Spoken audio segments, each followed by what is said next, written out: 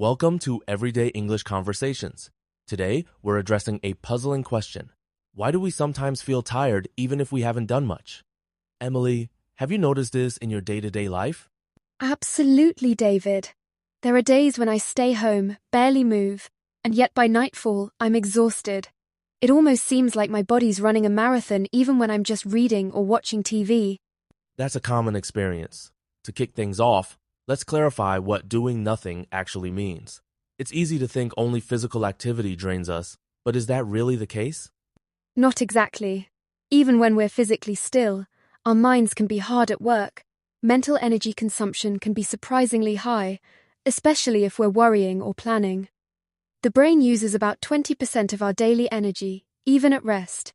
That's a striking statistic, Emily.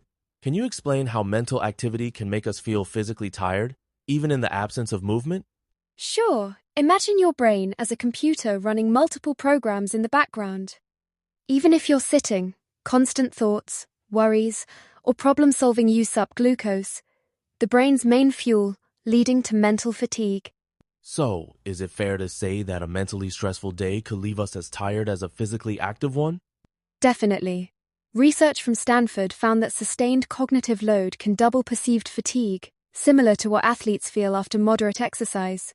It's a different kind of tiredness, but very real. Building on that, let's talk about stress. Many people feel tired after a day of worrying, even without activity. How does stress sap our energy? Stress activates our body's fight-or-flight system, releasing hormones like cortisol. This keeps the body on high alert, burning energy rapidly. It's like having your car engine idling fast all day, wasting fuel. Interesting analogy. Does chronic stress have long-term effects on our energy levels? Yes, chronic stress can disrupt sleep, digestion, and immune function, compounding fatigue over weeks or months. The body never fully recovers, so tiredness accumulates. Many people think sleeping longer will solve tiredness, but sometimes, even after 8 hours, we wake up exhausted. What's going on here? It's not just the quantity, but the quality of sleep that matters. Light, interrupted sleep prevents your body from entering deep, restorative stages. Factors like stress, noise, and screens can all disrupt this process. Can you share a practical example? Sure, someone might spend 9 hours in bed but wake up multiple times due to stress or blue light from phones. They miss out on deep sleep cycles, so they feel groggy and unrested. Transitioning from sleep, let's discuss lifestyle factors. How do daily habits like diet and hydration affect our energy, even on quiet days? Our bodies need proper fuel and hydration. Skipping meals, eating lots of sugar, or not drinking enough water can cause fluctuations in blood sugar, leading to crashes in energy even if you're sedentary. Are there studies connecting diet to fatigue? Absolutely. The CDC reports that adults who consume low-nutrient diets are 30% more likely to report frequent tiredness. Simple changes like balanced meals and regular water intake can make a noticeable difference. Let's not overlook sunlight and movement. Why do these matter if we're already resting? Natural light regulates our circadian rhythm, the body's internal clock. Lack of sunlight can disrupt sleep and lower mood. Similarly, light physical activity boosts circulation and releases endorphins, increasing alertness.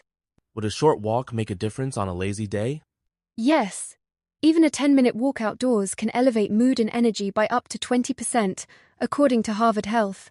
It's a low-effort way to reset both mind and body. Switching gears, let's explore how boredom and lack of motivation contribute to tiredness. Is there a psychological aspect at play here? Definitely. When we're uninterested or disengaged, the brain reduces production of dopamine, a key chemical for motivation and energy. This can leave us feeling drained, even without physical or mental effort. Could engaging in enjoyable activities help combat this? Yes, doing things you enjoy like listening to music or reading can boost dopamine and reinvigorate you. It's a great way to hack your energy levels without needing to exert yourself physically. Let's get practical. For listeners who feel tired despite restful days, what small changes can they make to improve their energy? Start by managing stress. Take regular breaks, connect with friends, or try relaxation techniques. Next, prioritize sleep hygiene. Maintain a regular bedtime, avoid screens late at night, and create a calming routine. What about nutrition and movement? Eat balanced meals with protein, whole grains, and vegetables, and remember to hydrate regularly.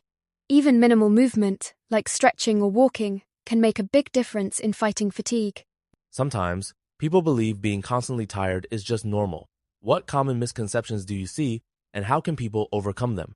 Many assume only hard work leads to tiredness, overlooking mental and emotional drains. Others believe that rest alone solves fatigue, ignoring habits like poor diet or lack of sunlight. Awareness is the first step to recognize all factors at play.